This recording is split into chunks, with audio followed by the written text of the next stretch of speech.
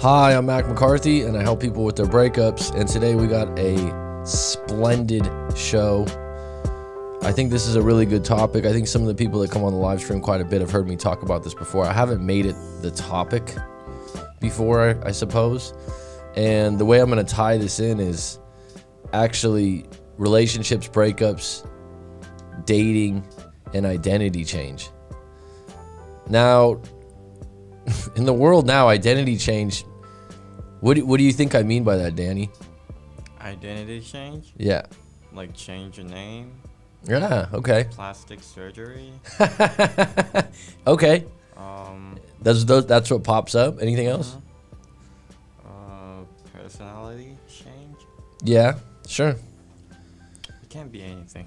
Yeah, no, I mean, I'm just asking what pops up because identity change can mean a lot of different things.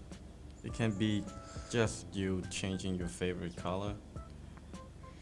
I guess changing your favorite color. Yeah, I'm gonna tell you what I mean by it for this, but yeah, those things could be true. I think now in the world, identity change, a lot of people might think of like transgender stuff. Ah, yeah. Right? Because that's kind of what's up, Jesse? I've changed my identity to a badass. Well, good for you. Be a good badass that does good things for good people. Isn't that funny? Like a badass, it's kind of one of those terms where it's like it's a good thing, but it seems like a negative set of words, huh? Yeah. This fly's gonna irritate me here. But yeah, the relationships, breakups, dating, and identity change. I'm not talking about transgender, but yeah, you know I do, man. I know you do, bud. You're good people.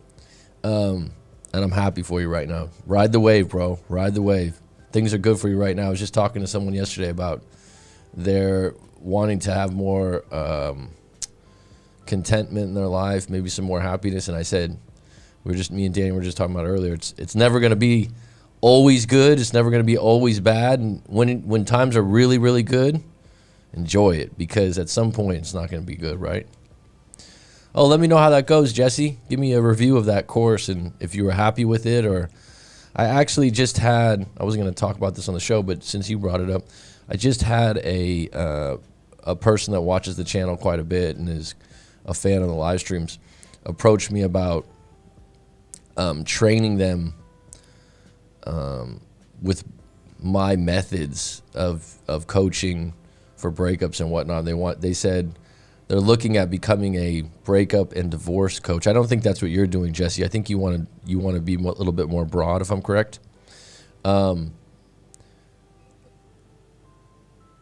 It's gonna be awesome, man.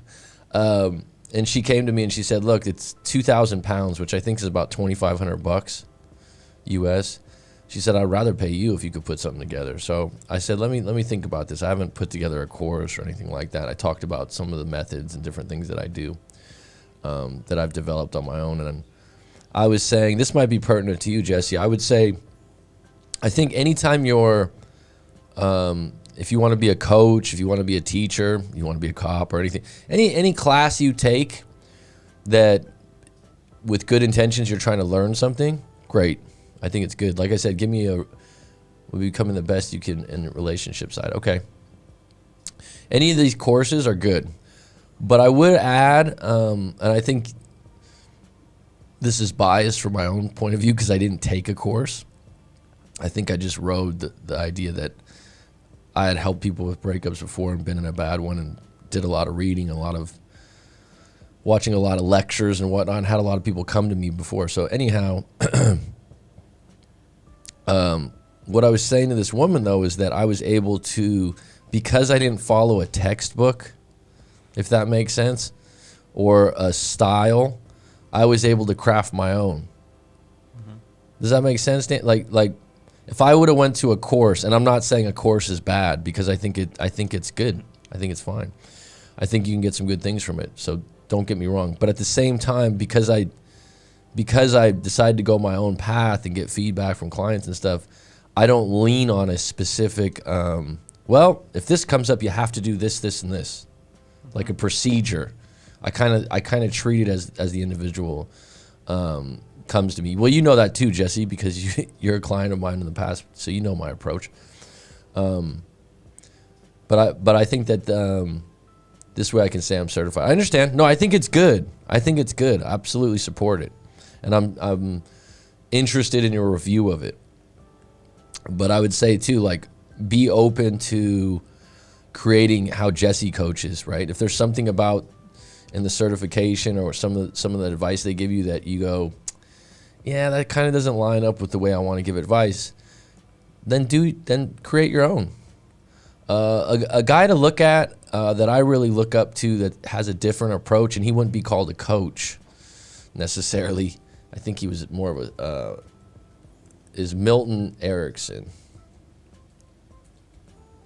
Go down that rabbit hole, Jesse, and see what you think about his approach. He did hypnotherapy quite a bit and psychiatry, but some of the stories of the way he helped people, really interesting. Really interesting. I'm not going to go there today, but I'll just drop that name and maybe you want to check it out. With the cool thing now is you can go, here's a name, you can go do your own research, right? Like, Yeah. I don't need to. You can go look it up on your own, but I'll talk about Milton Erickson another day. I've had a few books about him and stuff, but he's fucking interesting, man. I could do a whole show on him maybe. Okay, so relationships, breakup, dating, and identity change. So I had an email today, and this is from a client I did a live coaching with. And this kid's, I say kid because he's in his early 20s and I'm 40. But actually in the East Coast, people just use that term. They just call people kids that are friends. This kid over here. This kid right here. And Boston does it quite a bit. Are you Roller Girl? Incredible story. Like I said, I'll save it for another live stream. I can tell that story another time. But really interesting person. And I don't know if we'd call him in the world of psychiatry or hypnotherapy. He might be like the godfather of hypnotherapy for the 20th century. Big statement there. Okay, so this client of mine, he was, I think, 21, 22. Basically, first year of college, him and his girlfriend, madly in love, first love, great relationship. They only live about an hour or 2 hours away, if I'm correct. And so they went to separate colleges, right? And this kid's like, he does well in school. He's on a sports team. He's got a lot going for him, right? He's not a mess. I'll just put it that way. And he's dealing with the long distance and the paranoia of not talking to his girlfriend and seeing her all the time. Why did I use the word paranoia? I mean, because he's like, I know I'm being needy and weak, but I just don't like that she's with her friend and then a guy's around or something like that. It's college. It's university, okay? She's going to hang out with single friends. She's going to, you know what I mean? You're going to have to trust her. That's just the only way you can go about it. So he was going through some of these things, but I don't know at what point in our conversation, what's up, MX? I don't know at what point in our conversation that I brought up identity change, but I've talked about this many times before, so I'm sorry if it's redundant. But in your 20s, most people are going to change their identity a few times. And when I say identity, like Danny said earlier, like your name, your ID. I mean, like I said earlier, some people might be transgender. I'm thinking more your job. And there's here's what's really, really interesting about this rabbit hole of identity change and identity. You don't realize it.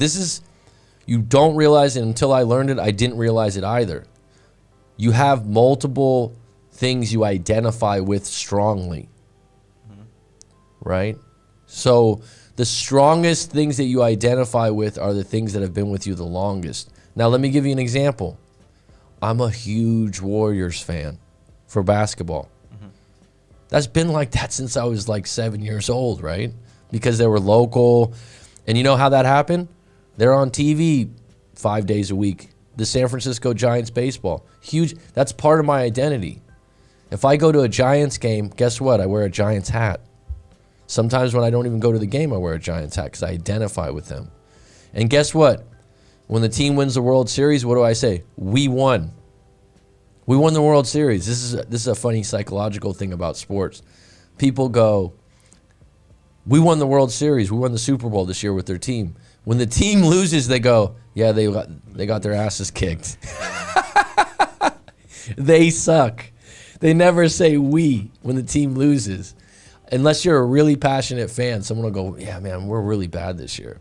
But you notice how they identify, they're making themselves a part of the team.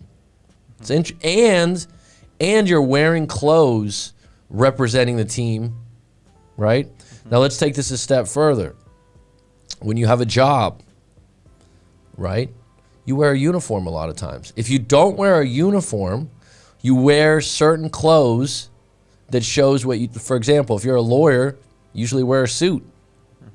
I mean, if you're a lawyer and you show up in shorts and flip-flops, everyone's going to go, hey, man, this guy's not even a lawyer. So your identity shapes what you wear, how you act, how you talk, but the environments can change your identity, right? You've heard the term before, you're a product of your environment. I remember years back, I was having a conversation with this guy, and I was like, well, you're a product of your environment. He's like, no, that's not true, man. I hate when people say that because the environment I came from was a ghetto, and it was, I'm not that person. I'm like, yeah, because you fucking moved. You just proved the point, right? So he's saying that I'm not that person, that I grew up in that neighborhood, this and that. And I'm like, but you moved, right? So you didn't like being a product of that environment. But if you're in an environment long enough, you will adapt your identity to that environment. Now, where am I going with this for this guy's question? Because he said, hey, you spoke about identity change in a relationship early on. What exactly did you mean when you said that? So specifically to this guy who's in a long-distance relationship where his girlfriend's in college and he's in college. They're at two different universities. Stay with me. She's going to identify with what her school's about. Would it be fair to say that some universities have different culture? Does that, like, we have two universities here in Phuket. That's it, right? Yeah. I would say that the two universities that we have here have different culture, right? Yeah. Because one of them is really expensive and one of them is really cheap. Would that be accurate? That's a big difference. When I say culture, I'm not talking about race. You know that, right? Like I'm talking about ideals and things like that. So you're at two different universities with two different outlooks, probably studying two different things. See, here's the interesting thing about high school or middle school. You're pretty much studying the same stuff. Is that accurate? Like, yeah. Right? You got this, everyone's got to go through the same courses. I don't know if you go to a private school or a fancy private school. I remember years back I was introduced to some of these private schools on the East Coast of America. I was blown away by how they're like little mini colleges. I was like, wow, I didn't know that they had high schools like this. But let's just stay with the idea that most people go to public high school and everyone pretty much has to do the same thing to graduate. Now, the beautiful thing about college, or the beautiful thing I liked about college, is I could choose what I study. I could choose my classes. Now, if I'm studying history and enjoying it, and someone's studying accounting, identity change is going to go on there a little bit because you're going to identify with some of the things you're learning in school. So a lot of things go on when you first move away from home. Then long distance relationship is changing things because the dynamics of the relationship changed. But the biggest one that happens when people are in university or they're in their 20s is if they have single friends. Makes sense, right? If you are in a serious relationship and you have roommates that are single, good luck. Is it possible to be fine? Yeah, it's fine. It's fine. Like, everyone goes, oh, well, my girlfriend doesn't get influenced that easy or this, that, or the other. Okay. I'm not saying it happens all the time, but it happens a damn lot. Because if they live with those friends especially, and they mingle and they're single, they just look at their friends and go, wow, that looks like a good time. And then their friends have single friends. And that's when the identity changes from, I have a boyfriend, I'm in a relationship, and they start thinking about, because one of your identities is, I'm in a relationship. How about this one? I'm married. A friend of mine always wants to tell everyone he's married. Well, you know, he answers things like, well, I'm married. That's an identity statement. I can't do this because I'm married. And that could be a variety of things, right? Well, I mean, I can't go away for the weekend. Hey, I'm married, man. So your wife won't let you go away for the weekend? Well, I'm married. It's different. You don't know what it's like. Okay, fine. That's the way he identifies with that. So when you get in these university long-distance relationships, it's very difficult because the relationship you had when you lived together or when you lived in the same city, and like I said, in college, you're actually experimenting a lot of times with new things, right? It's just, that's what it is. Now ask yourself this.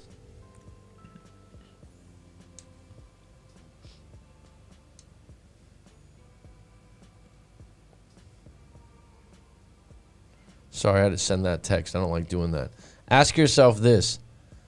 When you were in college or when you were in your early 20s, how many times did you maybe change some of your parts of your identity? You haven't done it much, huh, Dan? Last time I did was probably high school. This stream's only been on for 15 minutes, MX. After high school, when you went to college, right? Yeah. Yeah, and then you... I was pretty much like a free spirit in college. And you weren't in high school. No, what do you mean? I'm just saying that, well, one thing that changes is that you change when you change schools. You change a little bit, right? Because I'm a student of Harvard University. Now that's an identity statement. That's an identity statement right there, right? Anyone I've ever met, Rob might know in his line of work, and I've met people. I know multiple people, and this isn't a fucking big deal, that have gone to Harvard. But they all mention Harvard any chance they get. You know what I mean? Because it's prestigious. It's impressive, right? I don't even think I've been to Harvard, but someone goes, yeah, I went to Harvard. You're like, your ears go up and you're like, you went to fucking Harvard? Or Stanford? There's another person I know that went to Stanford. Mentions it all the time. Well, you know, I went to Stanford. And the ironic thing is the guy I know that went to Stanford, he doesn't believe in going to school anymore because he said everything's online and you don't need to go to university anymore. But yeah, and that's an identity statement. So what if someone says, said, this is a really good example because Berkeley's an identity statement because the identity of Berkeley and Harvard would be two different things, right, Rob? I mean, the first thing that comes to mind with Berkeley is it's very liberal. It's a great school. And at Harvard, you'd think academically, it's one of the hardest schools to get into. But really, you don't even know why. I think you don't even know why Harvard's so prestigious. It's just the name's so well known. One of the reasons, I think it's the oldest university in America. That's kind of interesting, right? I think you can look that up, Danny. Can you Google that? What's the oldest university in America? In America? Okay. I think it's Harvard. Isn't Harvard in UK? No, Harvard's in Boston. Okay. The big university in the UK is Oxford, I believe. Oh yeah, Oxford. MIT, yeah. So my point is, you don't, when you talk to people, you don't think about it, right? You just go, oh yeah, you went to Harvard. And then you identify with some things like, yeah, this guy went to Harvard. He must be really smart, or must be a really big go-getter or whatnot. You start applying some things to that. Yeah, it's Harvard. It is Harvard, right? So, by the way, the older things are usually, or the first, usually end up being significant. Like Coca-Cola, right? How many different kinds of Coke are there? I don't know. We even have, I don't know how many we have in Thailand, but everyone usually gets Coke. Yeah. I mean, there's probably 100 variations, but Coca-Cola is always going to be number one because it was the first one. It's one of the 22 immutable laws of marketing. Great book, by the way, if you're into learning a little bit about business.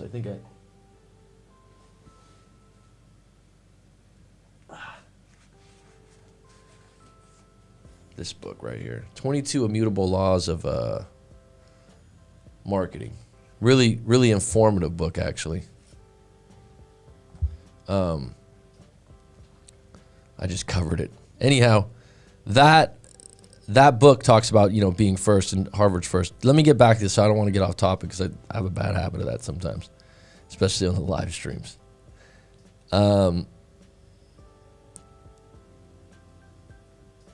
So the easiest way, and it is easy now after we talk about this, you'll start to filter and really notice when you talk to anyone, but especially when you're dating or you're in a relationship and people say I'm.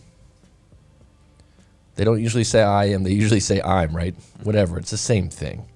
As we say in Thai, Gadai, right? I've had at least 3 or 4 identity changes, but I'm 55. Like I said, I'm a Warriors fan. I'm a Giants fan. I'm a son. I'm a teacher. I'm a breakup coach. Now that's an interesting one because I don't just say I'm a coach. I help people with that's an identity statement. Now, it's really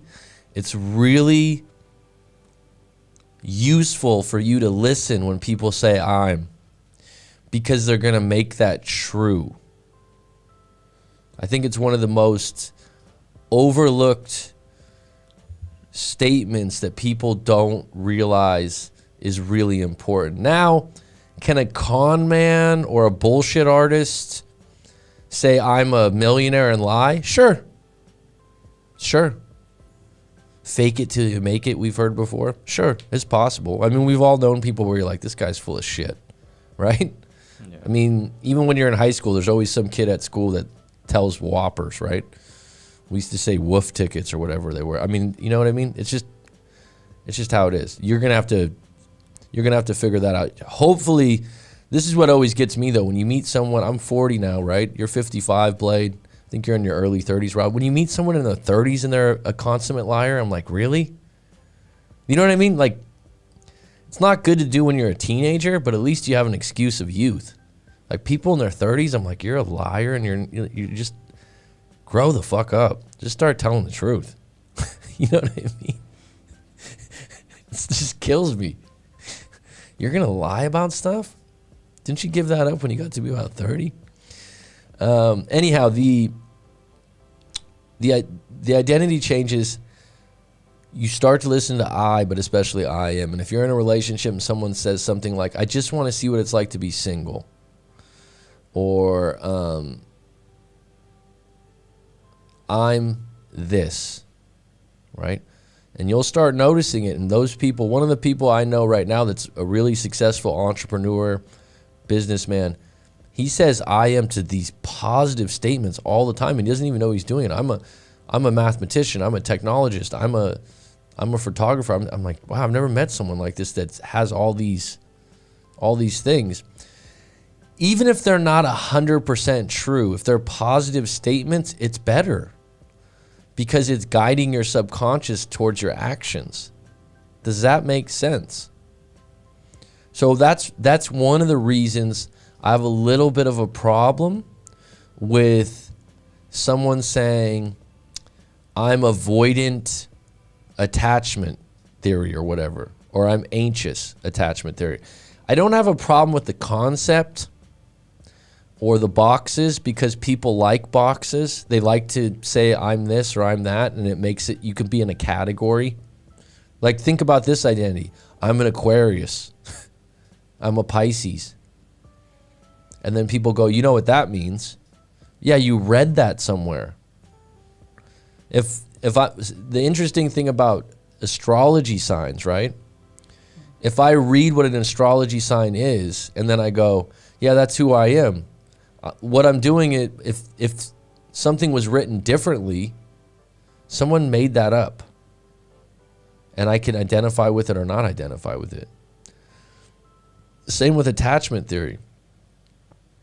It's something that was researched and given names to and made up by someone. Doesn't mean that it's necessarily fake. It's a choice if you want to believe in it or not. The problem I have with it is someone goes, I'm anxious. Clutch, who was on here a while back, had some great statements. I don't know how you'd say it. He had some great explanations of why he believed in it. And I listened and I thought to myself, and we're going to talk about it again. What I don't like is when someone gets stuck and they go, that's who I am. I'm an anxious type, because that is not useful or helpful. That gives you an out in your life to be that negative person. The ultimate goal is to be secure, right? Mm-hmm. Right? I mean, sounds simple enough. But if you go around telling everyone, well, I'm an anxious attachment, my mom was on drugs, or my dad was never around, I got compassion for that. But you going around stating that over and over again gives you an out from getting to the point where you go, I'm a pretty secure and confident individual. You're not going to be able to get to that point by saying I am statements like, I'm a loser. I always have bad luck with men. I always have bad luck with women, right? And that was going to segue into my next email that I had recently with a former client of mine about she's having a lot of trouble with dating. And she's talking about basically giving up on dating because she's in her early 50s and she feels like she hasn't been picked. And I just want to share this. I want to share this email exchange that we had because I think it's really good. Thank you, Jenny. $20, I'll take it. I appreciate it. It's very kind of you. I'm going to share this right now. So let me know if this has been useful or helpful. Because right now, like I said, this applies to dating, breakups, or relationships, and it's really simple to start filtering for I am statements, right? And you'll notice it in your conversations. I think it's really important in dating. Really important, because when you end up with someone and you're like, the classic, I didn't know they were a narcissist, or I didn't know that they were this. Really listen to what they say about themselves. Well, I'm horrible with money would be one. If someone goes, I've never been able to keep a woman, or I've never been able to be faithful, they're saying that like they have no fucking control, right? Mm-hmm. But really, somehow they believe that they were just born that way. And you're like, what? Really? You've never been able to stay in a relationship longer than a year? No, I just can't do it. There was a guy I worked with, and we had where you sign in online, right? Like you have to sign into the portal for a job or something. And he's like, man, I just can't wake up at a certain time. I just can't do it. I forget all the time. But everyone else can? Think about that for a minute, right? Mm-hmm. Like everyone else is signing in and doing it, but you can't. And he's this guy's late 40s, an adult, convinced himself, I just forget, and it's so difficult because I wake up later. And could you set your alarm earlier? Could you say, yeah, but you know, I could do that, but I still forget. He's stuck, and he doesn't even know it, with the idea that I can't change. I'm just this way. People are always giving you these hints about who they are. Now, when I tell you this, this is what's tough about being a coach now and learning this kind of stuff and noticing it. I'll hang out with people, and I'm sitting there listening, and I'm like, oh, that was a bad identity statement. Right? Mm-hmm. Or now I'm much more mindful of my own negative statements. And I rewire them. I reframe them because I'm like, don't say that. The past 6 months, I've gone to a personal trainer 2 to 3 times a week for weights, right? Not to get yoked, not to get huge or anything, just to get toned and have a coach. This is something that I've adapted to my life the last year. I'm like, I'm going to start getting more coaches and stuff if I can afford it. And she's challenged me a lot. It's been a great experience. I'm going to talk about it at some point on another show. But during the workout, I'll be frustrated and I'll hear my mind go, fuck, I just want to quit this, or I hate this workout, right? Like there's certain things that she'll have me do where I'm like, I don't like this one. You know what I mean? Have you had that, Danny? You went to the gym for a little bit, mm-hmm. where there's one that it's not that it's necessarily easy, it's just that the movement's uncomfortable. I've started to do yoga again. I've done yoga off and on for years, but I never stuck with it. And there's certain movements where I'm like, fuck. Yeah. I can't do this, but everyone else in the class can. That's not, if you're gonna get through it, you don't have to be fake positive. Mm-hmm. Like, come on, man. I'm gonna get this done. You don't have to be fake about it, but you just gotta reframe it to, I can do this. What I've been doing recently, and this might sound crazy, this is easy. This is the easiest one I've ever had to do. I'm being sarcastic in some ways. Mm-hmm. But it's actually reframing it in my mind from, I don't want to do this is so difficult, to, this is easy. It works. It's not easy. It's not easy though. And then the other thing I'm gonna have a whole live stream or show on, and I've been doing it. I've introduced it to Danny. I make recordings now of I am statements and things that I want to change. And I listen to them before I sleep. I listen to them in the afternoon if I take a quick nap. And it will reprogram you. It's the fastest way to reprogram negativity. And it's going to be a part of how I deal with breakup coaching in the future. I don't have it on my website, but I do a recording with EFT and hypnotherapy, and I'm tailoring that as we go along. I've done it with about 20 clients now, and the feedback's been good.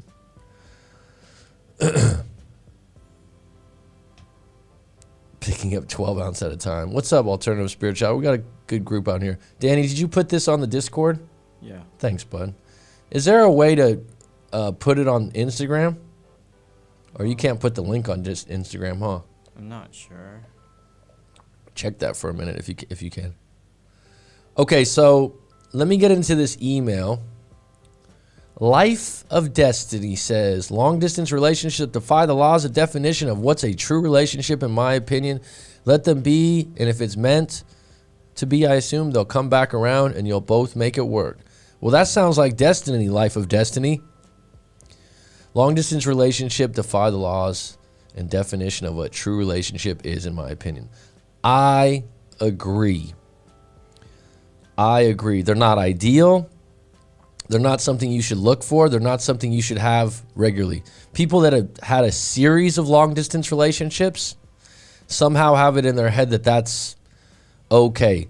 Long distance relationships should be something as a last resort because you got a job that's just too good to pass up, or there's no other choice.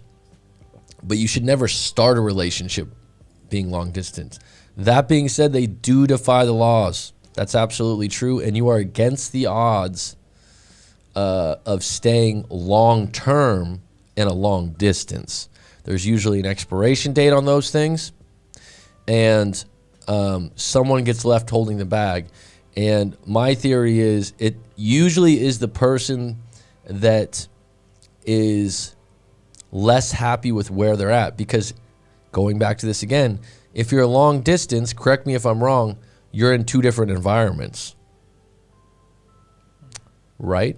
If you live in Hawaii and the other person lives in Nebraska, I bet the person in Hawaii is probably going to meet someone faster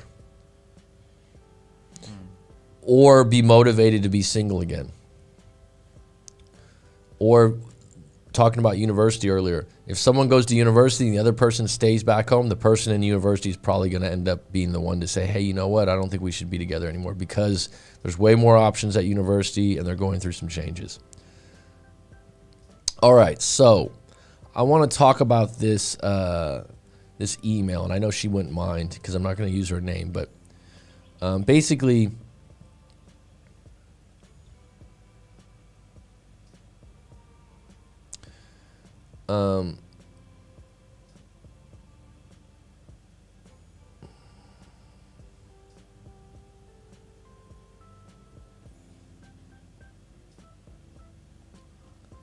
let's see here.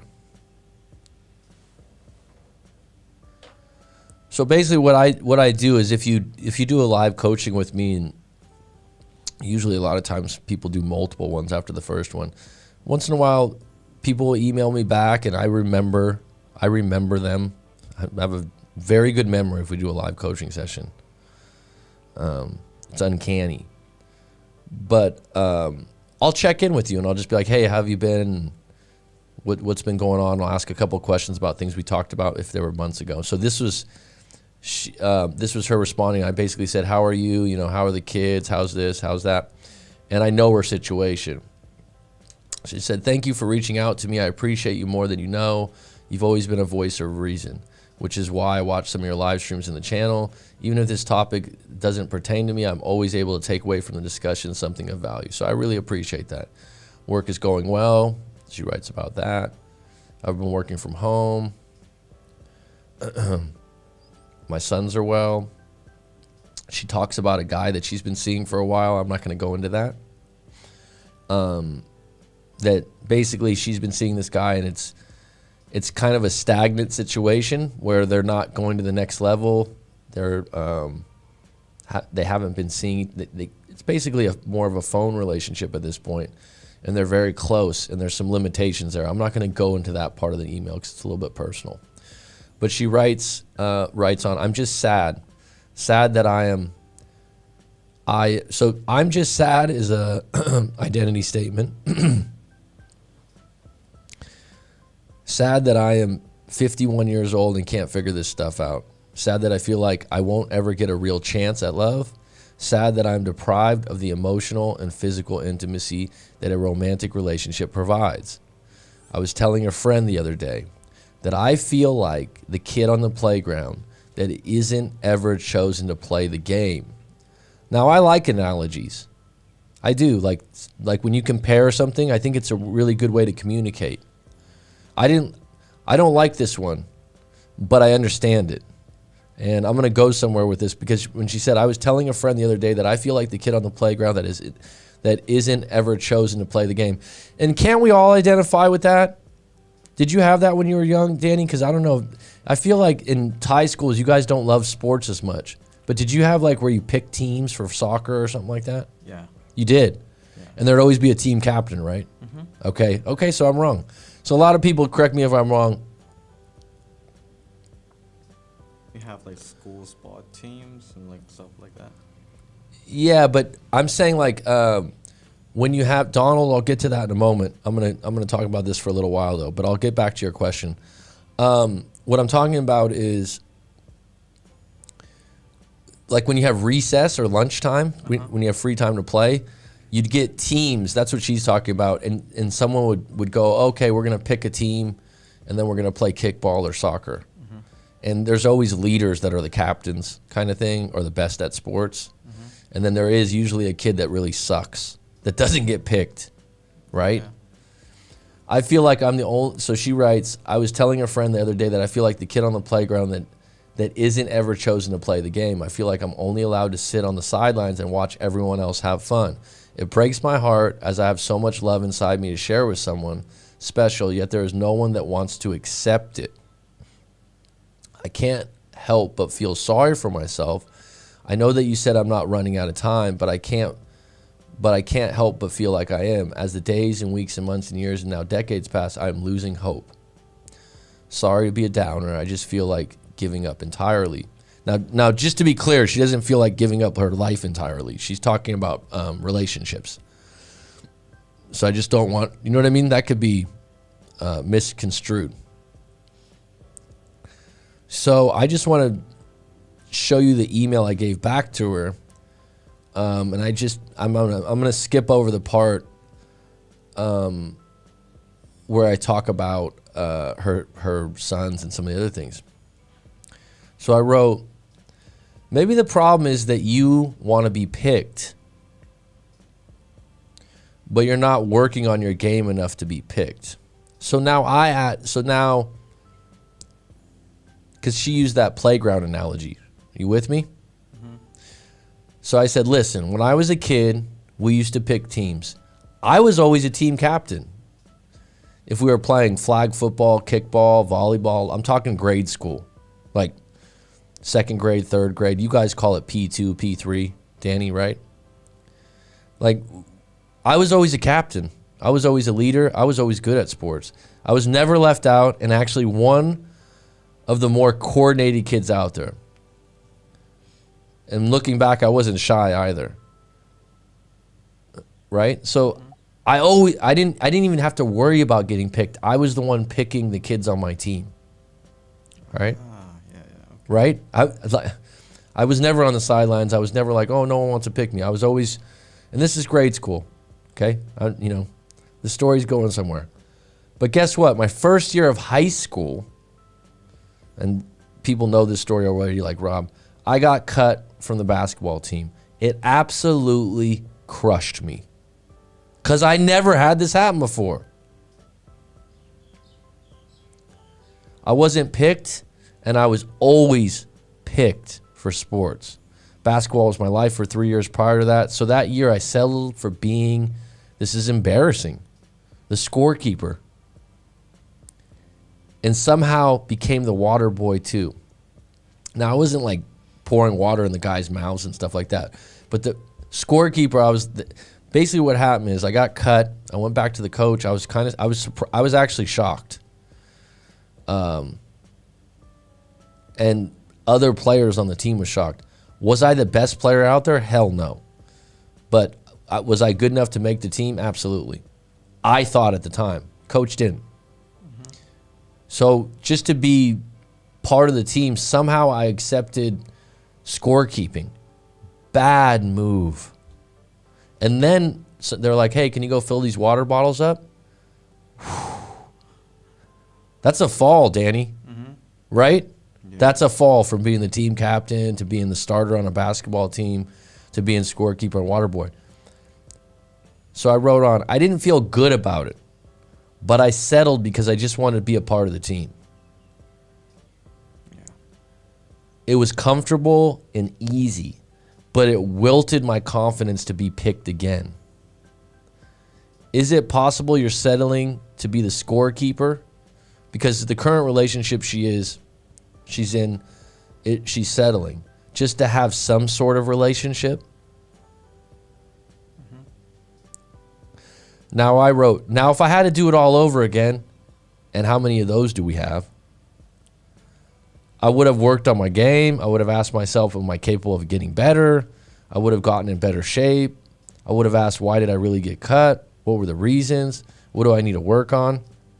This was my first time dealing with adversity, and I didn't step up. I was a freshman in high school. I don't think about it often. But looking back, I was upset I wasn't picked. And I thought I was more than good enough.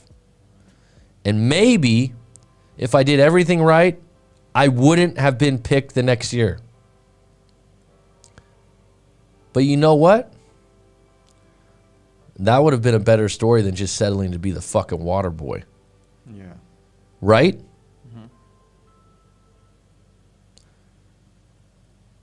I wrote on, this is all part of my email, words count. And how you talk about things create roadmaps for where you're going. Stop saying you lost your chance for love. You made that up. Now, so you don't have to try and possibly get rejected.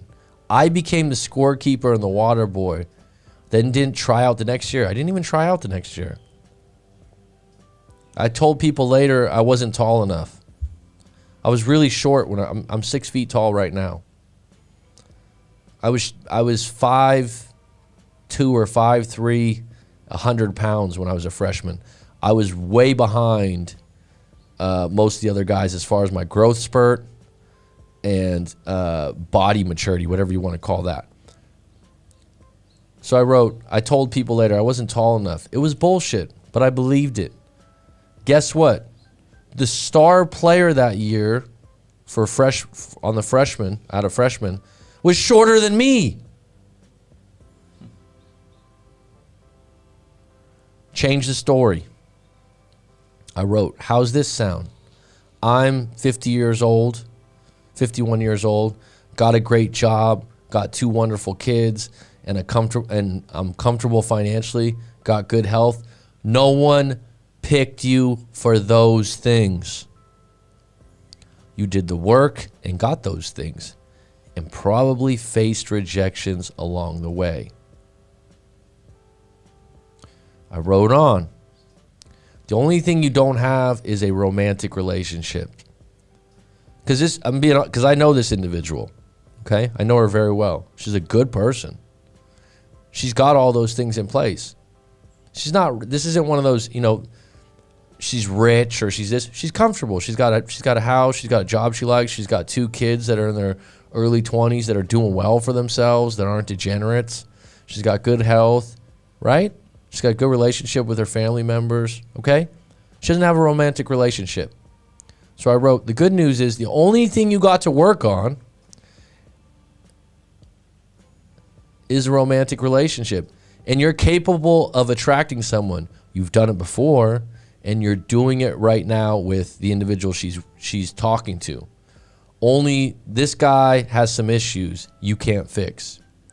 So confront those issues, or start dating again, or start taking a different approach. But don't fucking give up telling others you lost your chance. Make some changes, make some moves, take some chances. Maybe you'll get some different results. I'm rooting for you. Don't be that player that always seems to be injured and can't get off the bench to play through the pain. Now start believing in yourself and go on some bad dates, get rejected, and laugh at it all. It's all part of the process in meeting someone. I think that was a pretty damn good email. Right? So I'll just say, she wrote me back, I love you and hate you at the same time. You bring up so many good points. I know you're right, but at the same time, I'm at a total loss. I'm not going to go into the details of what she wrote after that. But she sparked something in me. Like I said, I don't think about those days of being a scorekeeper or the water boy. I buried that. And probably if this was 10 years ago, I wouldn't bring that up. I'd be too embarrassed, right? That was an identity I took on when I'm the scorekeeper. Gulp. Like, right? I went from playing on a basketball team for 3 years that was really good and competitive and played a lot of games, and I was a starter and all this and played for multiple teams. Superstar, no. pretty damn good player for my age, yeah. To cut to scorekeeper, I played a role in all that. That didn't just happen to me. But here's something interesting.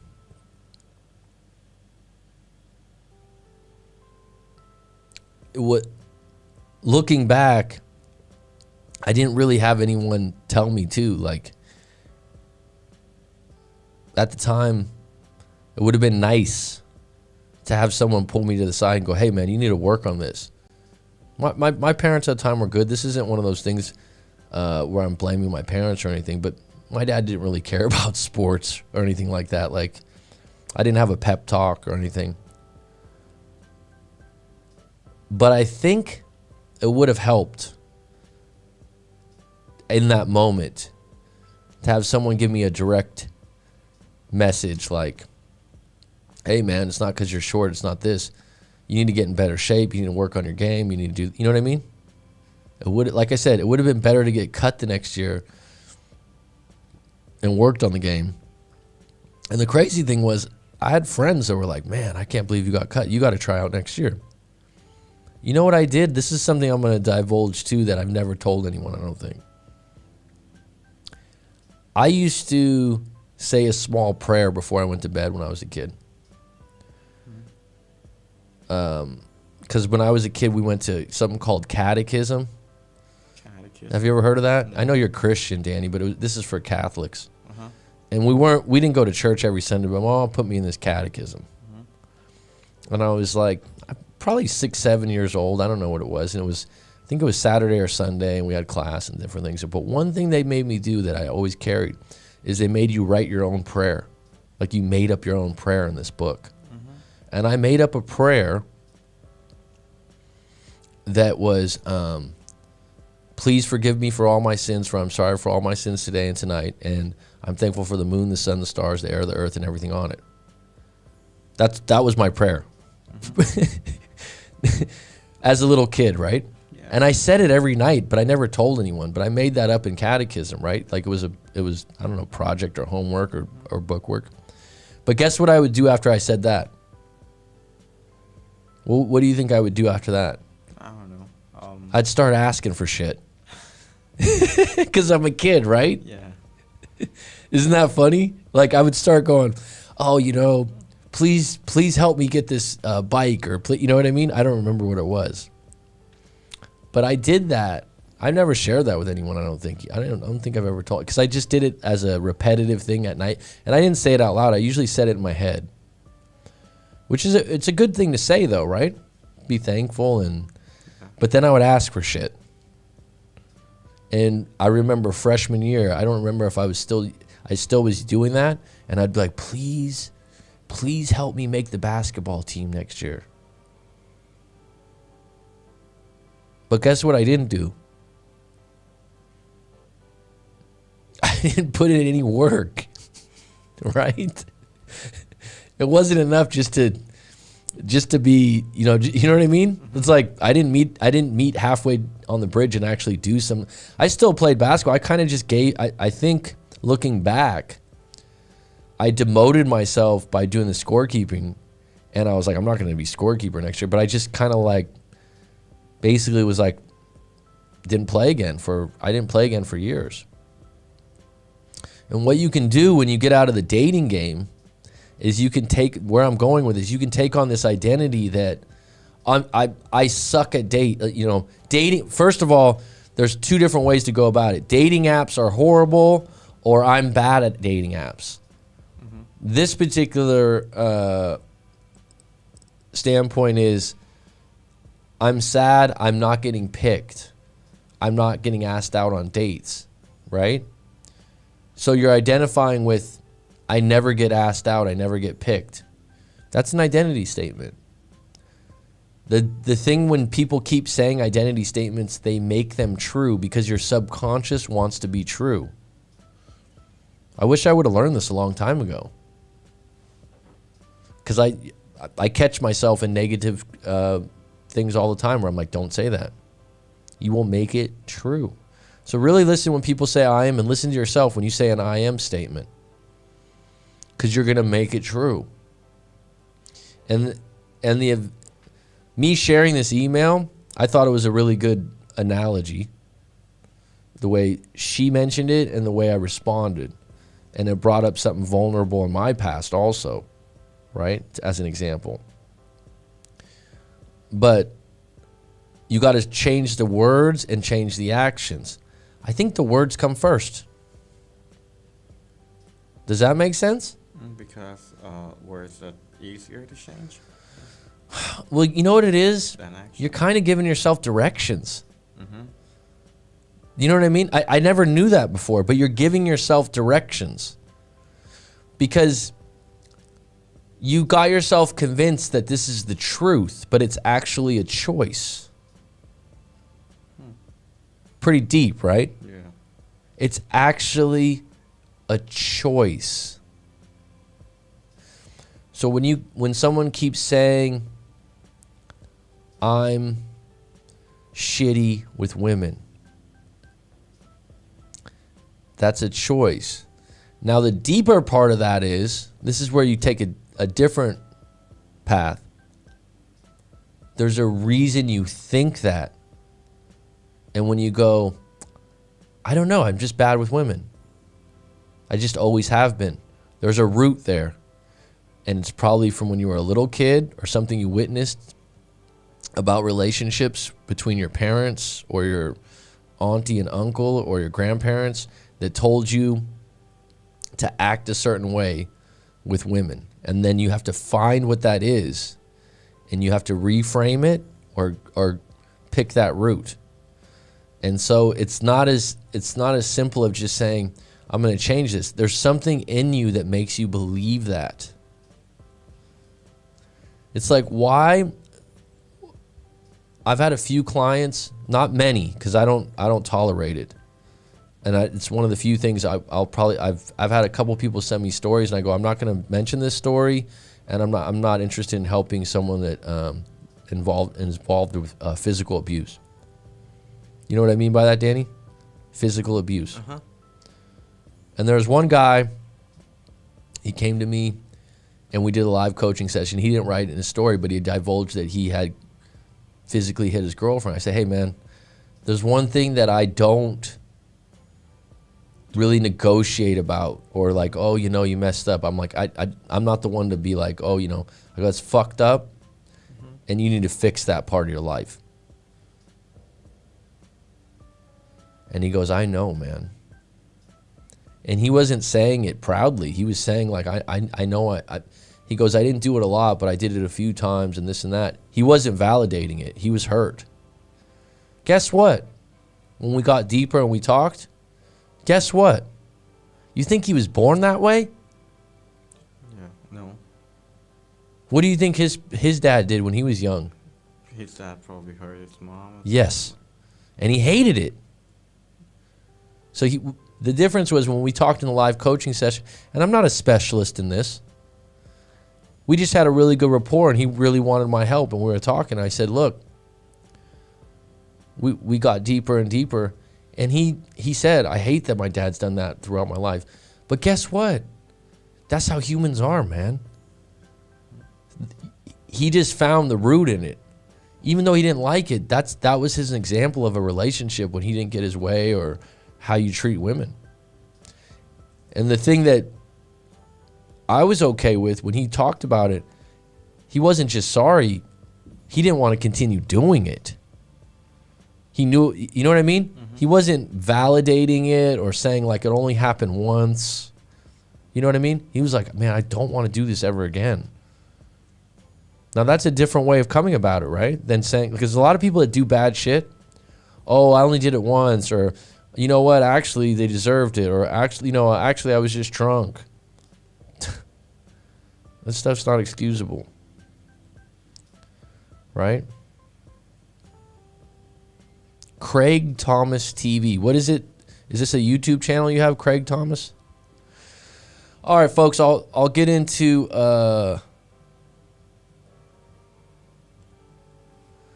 LinderTube. Why don't you, well, go ahead and subscribe then. I'll get into questions right now. I know there was a couple. That was kind of a long-winded explanation there, but I just thought I would share it because really, really understand identity change dynamics and identity statements with you using them and other people using them. And it's very simplistic, really. It's more, because it's, what happens is, I think academics, and someone told me that I respect that I sometimes speak too academically. I don't know if that's true. They said, oh, you're a little too academic on the show. I'm a teacher, so maybe that's why. But simplistically, listen to I am statements. Don't go any further than that. Someone says, I'm this, they're going to make that true. They don't even know it. So if they're negative about I am, right? One of my most negative ones would probably be I'm not organized. Obviously, looking at the books behind me. Right? Got to work on that one. That would be one of my negative ones. But at the same time, I improvise very well. You know what improvise is, Danny? Mm-hmm. In other words, if things don't go smoothly, I'm okay, because the positive to that is I'm okay. I'm comfortable with it. Things didn't go right. Okay, I could deal with it. I could redirect. So there is a positive to that. People that are highly organized, they don't improvise well. They get really frustrated when things don't go correct. You probably know some people like this. Mm-hmm. So that, there's some good parts and bad parts. All right, so let's see here. My niche will be becoming the best you, and the relationship side becoming the best option. You can get your ex back. So 2 different sides. Right on, Jesse. We'll have to do a show together when you get certified. Life Destiny, I mentioned that. Life of Destiny. Blade, I've had at least 3 or 4 identity changes. Do you want to tell us what the identity changes were? Funny how you mentioned astrology signs. I've been watching those sorts of videos, and it's been positive to get a past back, although I don't believe it 100% of the time. It's actually making it easier to move on because I'm getting tired of forcing myself to feel better. So yeah, fake it till you make it. I don't have a problem with that. I would rather,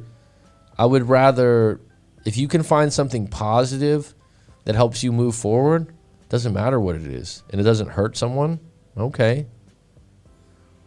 I do yoga in the tub. You must have a really big tub. Picking up 12 ounce at a time. What, weights? Hey, everyone. You talking about me? University options are in abundance. Yeah. Please like this video. Thanks, Roller Girl. Been there, done that. Don't even waste your time if neither of you don't feel halfway. Life is too short. Donald Preisler says, Mac, you must not have a void to fill by another. You must be whole and complete to have a fulfilling dynamic relationship with another. Any ideas how we get there? Donald, DP. What's fulfilling to you is not maybe fulfilling to me, right? See, this is what's really interesting. You have to find out what fulfills you. Me on the 2-hour coach. I was on a 2-hour and 20-minute coaching call that I was just following up with a client that I've talked to numerous times over the last year, and we were just going to talk for an hour. It went 2 hours and 20 minutes, and it probably would have went longer because we were talking about some really deep things. It felt like 10 minutes to me. That was extremely fulfilling. I was in what you call a flow state when you lose track of time. And this individual is going through some tough times when we were talking. I find that fulfilling. Teaching, I find fulfilling. I agree. You need to be fulfilled individually, and then you can maybe dynamic relationship with another. One thing I'd add, Donald, that people lose track of is Are you properly filtering and being actually a little bit more picky? And hopefully this happens when you're a little bit older, with knowing what you really want, so you don't end up with someone that you were just attracted to and had good intimacy with and had a pretty good connection with, but they, in the beginning of the relationships, you noticed some things you didn't like they live with their parents, or they never really liked your mom, and your mom's not a bad person, or they kind of have a drinking problem, but it's not that bad, Mac. 5-6 years later, those things grow. That's what I'm finding in breakups. The seeds, they were already in the ground at the beginning of the relationships to grow into breakups. And looking back, someone goes, yeah, I did know that when I noticed that they did like to drink a lot, but I just kind of overlooked it because they weren't a jerk or anything when they drank. And so if that happens to you, the next time you get back out there, you got to go, all right, I'm going to just make sure someone doesn't have a drinking problem next time. I'm not going to, tread lightly around that subject. People to get a dynamic relationship with another need to find better matches. But you also need to know what you want, and you also need to know where you're at. It's like a lot of people right now, especially like we're talking about early 20s identities. It's okay. Sometimes you don't have a purpose or you don't know where you're at in life and you're trying to figure it out. As long as you're trying to figure it out and try new things, that's okay. It's probably better to do that when you're single, because if you're not single when you're doing that, then you'll just attach to your partner even more. You know what I mean? Because if they have things going, and I've seen this before where a client of mine in his 20s was kind of just aimlessly going through. He had a job he didn't like. He was living with his grandma. And then his girlfriend was getting a master's degree, had a part-time job. And I just want to hang out with her. Guess what? She's got finals. She's got a part, you know what I mean? But she's got all these things to do that are so important to her. Yeah, she's got other things lined up. That's what you should be doing too. Right? You should be doing the same things. You're putting too much into that. Hopefully that answers your question, Donald. This mindset is what's holding her back, it sounds like. Lots of negative self-talk, needs more self-love. Negative self-talk that becomes reinforced is a bad direction to go in. Jenny. At the same time, it's good to not be picked always. Here's how, here now at school, everyone makes the team. They don't want to hurt anyone's feelings, and then those kids will have a hard time with rejection later. I agree. My generation, Jesus, 30 years ago when I was in grade school, it sounds like so long ago. Yeah, I never got bullied, and I wasn't a big kid or anything. In fact, I had a big mouth. Surprise, surprise. Right? But not getting picked or having rejection when you're young and being able to deal with it and get through it, that's perseverance, right? If you ever study the hero's journey, which Danny should be familiar with, right? Mm-hmm. The hero's journey is by Joseph Campbell, is a, what do we call it? Modal of the way a story goes a lot of times in myths. And one of the biggest parts of the story is resurrection. Now, I'm not getting religious because we have resurrection of Christ. I'm not going there. But how many movies, think about this for a minute, action, non-action, drama, even comedies, how many movies have you ever seen where someone jumps off a cliff into a waterfall and they go down and they come up out of the water? All the time. Right. How many times do you have someone that has a gun to their head in a movie? A lot. Right? All the time. How many times is there a knife to someone's neck? Also all the right? Yeah. I mean, and that's the interesting thing. Like that could be a Thai movie, an English movie, a Latin movie, whatever. It's the same narrative, right? Why is that? Because it works. it works. It's the extreme. It's the highest extreme of life's biggest fear, which is death, right? Yeah. That's what it is. But we get involved in these little small things. Oh, they didn't like me. They didn't like me. It doesn't feel good. And you know what's interesting, Jenny, is if I had to tell you one of the toughest things, and I'm just going to talk about this in another one, I'll probably bring it up later. If you live alone after your breakup and you've never lived alone before, that's tough. The opposite of rejection would be what? Acceptance? Receptive? People are receptive to you? I don't care how much you're accepted or how much you're recepted, if that's even a term to properly use there. But my example of when I was in grade school, I was a team captain. When I was in middle school, I was a starter on the basketball team. Bam! Cut from the team. Shocked, awed. Everyone's going, well, it's not that big a deal, Mac. It's not now. At the time, it was ground fucking zero, man. I didn't cry, but I was destroyed inside. I was upset. I was going to change schools. My point is, we're all going to get rejected at some point, right? Whether it's now or later, we're all going to get disappointed. We're all going to get shocked and awed.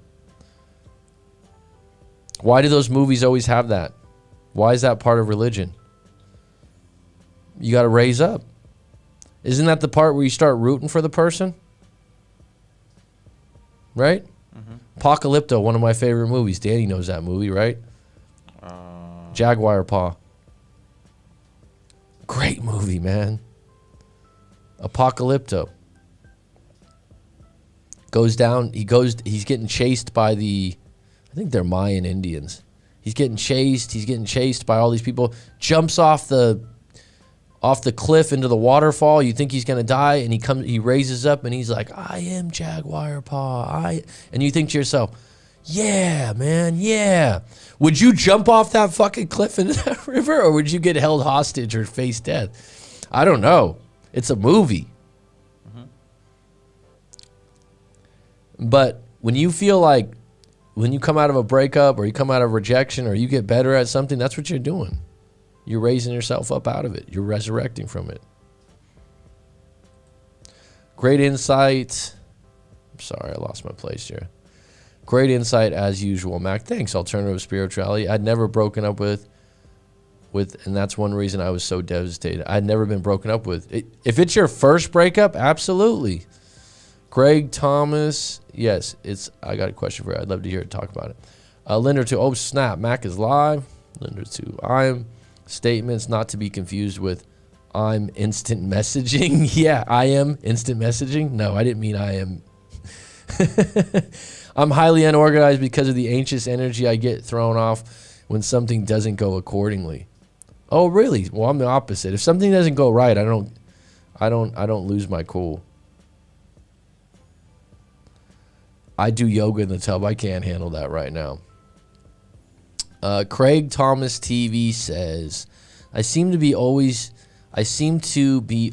date women who have issues or have been through things. Those are very broad statements. So if we were talking in a coaching session, I'd ask you, what are those issues specifically? Give me an example. And are they, if it's, for example, an issue might be alcoholism, drugs. What are the issues?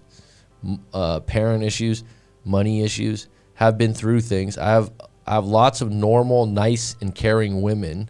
What does normal mean to you? Who are interested in me, but I'm only attracted to unstable women. Why? It sounds like you like to be a savior. And if I had to guess, if I'm wrong, tell me I'm wrong, but maybe someone in your family, your mom or your dad, was a wounded person that you were always helping out, or your mom or your dad was the type of person to help out wounded people. So you're attracted to them because you feel like you can help them. And here's the crazy thing, myself included.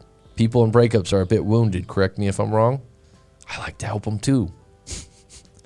So I wouldn't say I'm attracted to women that have issues or have been through things, but don't most humans at a certain age have some sort of issues or been through some things? Even the normal ones, maybe the people that you're regarding as normal, you just don't know them that well. Because I've found in my own life, being a teacher for years and doing coaching and meeting so many, everyone has something in their closet that surprises you once you get to know them. But if it's a similar issue that's very narrow, such as alcoholism or something like that, then that's something that you are unconsciously filtering for. But if I had to guess, like I said, you like being someone that helps people through tough times, and so you get something out of it too. They are always drop dead gorgeous and fun, but it always ends in a nightmare of a breakup. And even though I value honesty and loyalty, I'm never into women who have those characteristics. What? I'm never into women that value honesty and loyalty. We'll put that first. It sounds like you're putting gorgeous and fun first, which a lot of people do. Can you find a gorgeous, fun, loyal, honest woman? Yeah, but you're going to have to look for a while probably. What's your age, Craig Thomas TV? And the minute you believe, and where are you finding this women? Like, are you meeting them? Where are you meeting these kind of women? That's the other thing. Check your environment. Are you meeting them through dating apps? Are you meeting them at bars and clubs? Because to me, I can, in my 4 girlfriend relationships or long-term relationships, one thing I identified was loyalty and honesty. You never can get honesty pegged down till 2 or 3 months in, but you can kind of get a good idea how they treat friends and family members. But yeah, none of my girlfriend, only the first one I had a little bit of a issue with, but that was when I was like 19 or 20 or whatever, and it was only 1 year. But honesty and loyalty, you should be able to identify that early because you found it under action section of the video store. What's up, Azam? And I also feel like I date people who I want to help or fix. It's my natural giving personality, I guess, but it's super unhealthy. It's not unhealthy. You have to change the narrative to fixing them, to them wanting your help or guidance. So I've talked about this before. I have a lot of clients that'll go, hey man, I got a daughter or I got a sister or something. I really want to recommend them to you. I want them to go to you to, for breakup advice and talk to you. They never come. Because it's not their choice, right? Danny knows that. He doesn't like when people tell him what to do. Yeah. Right? Go to this guy, Mac. He's really good. I really like him. I've talked to him before. It's $125 an hour. This, that, and the other. It's like people want to find me on their own. They don't want, and by the way, if they come to you and go, I'm in a breakup right now, I just don't know what to do, I would try anything. Maybe they'd be receptive then. So when you say you need to help them or fix them, like I said, there's something in your background with your mom or your dad or the way you were raised that's how you got attention, or that's something that your mom or dad did. That's where that comes from. But Craig Thomas TV, if you'd like to talk about it, I think a live coaching session would, and unpack these relationships that you've been in. I could probably help you get to the bottom of it. First are the worst. You get better with time. I agree. Save your schema. Low self-esteem, covert contracts in the sense, I'll lick your wounds so you love me. It's not a genuine desire. I've never heard it put that way, Azam, but I very eloquent. Yeah, dude. Really fun to hang with, alive. Ones with a fun personality are usually not situated yet and are wild cards. Wild cards, good word. I like that. What you have to do with people, women, men, what have you, stop trying to put everyone in a general box or under an umbrella. Oh, fun women are, they're dangerous, or these or that. I would go with you're better off meeting people at around certain environments. That's why I like something like the gym, because at least you have something in common where you both care about health that translates into your looks and translates into you feeling good. That would be a good one. Sorry to clarify. At first, I feel that they are honest and loyal. I just mean it seems like 6 months in, the mask come off and they are someone completely different. I'm 29. Craig, let's talk about it. If this is really bothering you, let's do a live coaching session. Send in your story, and if you don't find it useful or helpful, I'll refund you. Because we need to get deeper on it. I need to know what happened in this. I need to know the story. Good question. I'm having my first meeting after my breakup. We were together 7 years. What should I do? I don't know enough of Raul Garcia. I don't know enough about your story to kind of give you advice. So I would just be guessing. But basic advice, short answer, be present. Don't talk about the past if that's patched up. Be very clear on what needs to be fixed. If that's what you want to, because you're saying you're meeting after the breakup. I don't know if you want to get back together. I don't know what you're looking for. Be clear on what you want, and be clear on what you can accept and not accept if you guys are trying to work things out. But if you have everything put to the side, just have a good date, lead with good intentions, and be honest. You guys been together 7 years, so don't play games. It's not the time to play games. She knows who you are. Don't try to be clever. I dated a girl for 8 years from 16 to 24 who was very boring and straight-edged, and since then have only been attracted to very outgoing, spontaneous women who all ended up being very unstable. Okay. That's a choice. Sometimes we are attracted to the opposites. I'll DM for coaching. Okay. Just go to my website.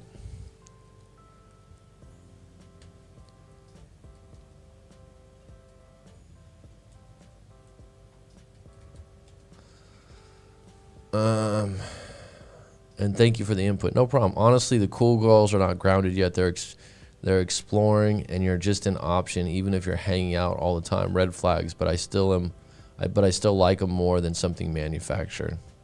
All right, LinderTube. Where do you live in the world, LinderTube? MX, who lives in Seattle. Act like you're just hanging out like you were before there were expectations. Keep it light and have fun like you were when you were courting. That's what I've heard do anyways.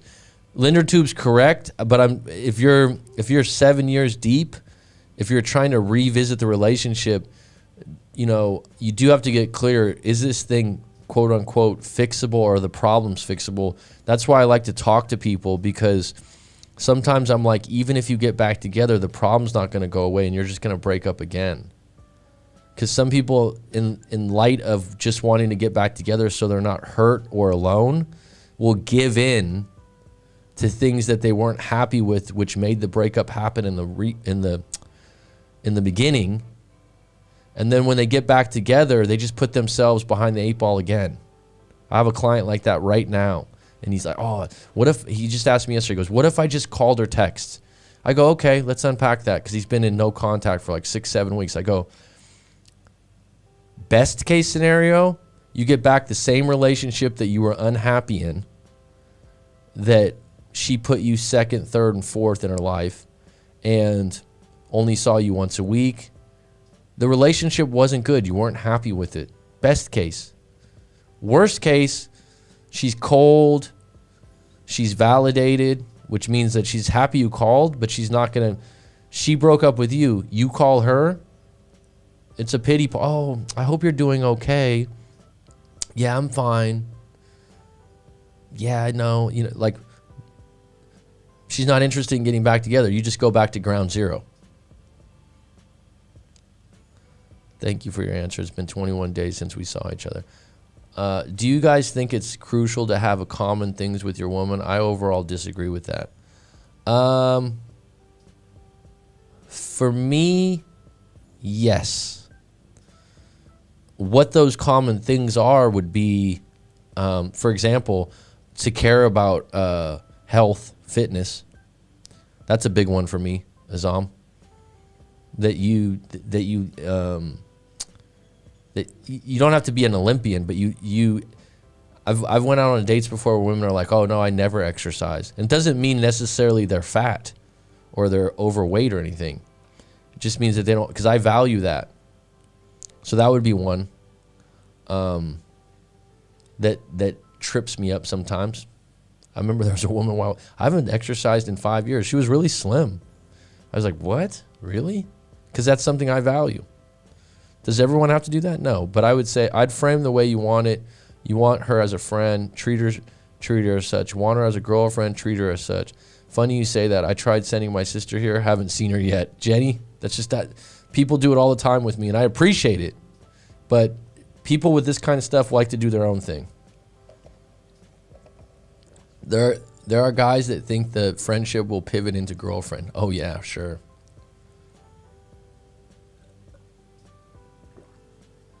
You just got to be honest with yourself. We were trying to work things out after no contact. Okay. Just be clear on what it is that you're trying to work out. I'm still a doormat, but now I'm well-oiled doormat surrounded by quicksand. That's funny, but I hope it's not true. If you don't have enough in common with a girl, you can use the differences as logical reasons why it didn't work out. I mean, Azam, I understand what you mean, but I think that there are some base things, if they're really important to you, like religion, right? I'm not highly religious, but I think if you're highly religious, then your religion should line up. Just because relationships are hard enough than having those kind of different ideals. It takes the woman that's really into you to mold yourself for you. You are not there to be a friend, but her guy.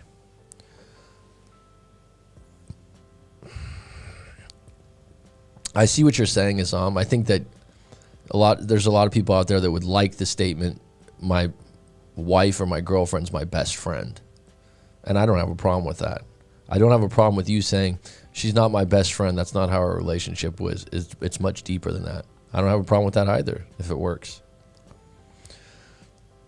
All right, folks, I do have to go. This has been a really good live stream. Donald, thank you. We got 20 on deck today. Things have been going well. We've had some extra people. I think it's good. If you guys want to join the Discord, join the Discord. If you got questions or comments, put them in the Discord. Maybe I'll touch on it in a future live stream.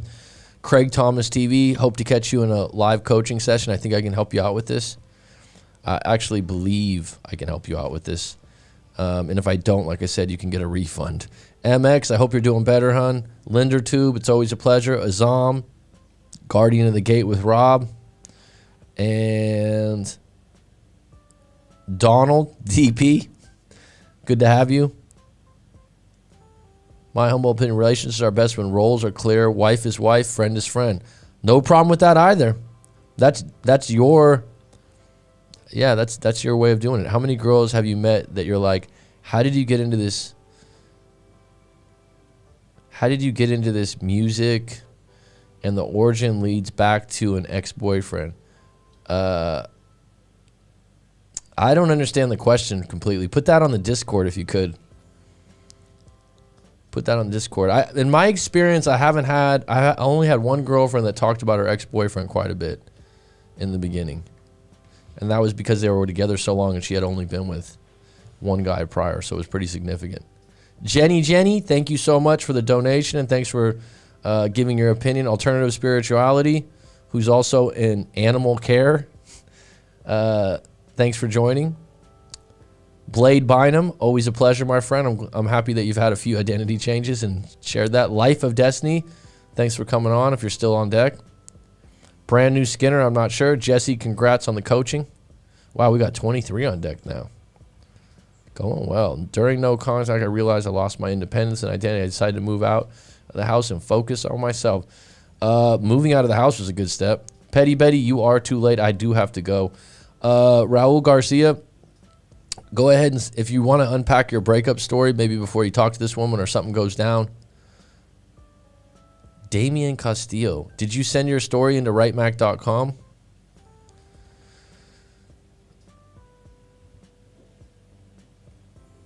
Damian Castillo, please send your story into writemac.com or send me a message on Discord, which you can get in the show notes. I do have to go. All right.